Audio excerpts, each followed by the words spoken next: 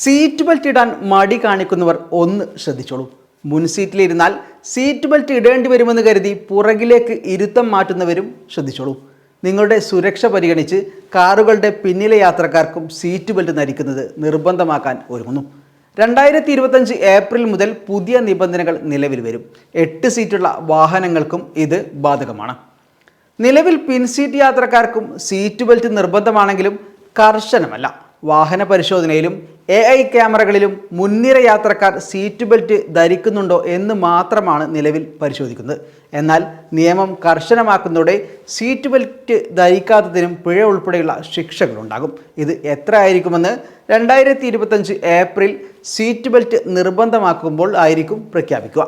Seat ബെൽറ്റുകൾക്കും പുതിയ അനുബന്ധ സാമഗ്രികൾക്കും പുതിയ ഗുണനിലവാര വ്യവസ്ഥകൾ ഏർപ്പെടുത്താനാണ് കേന്ദ്രത്തിൻ്റെ തീരുമാനം.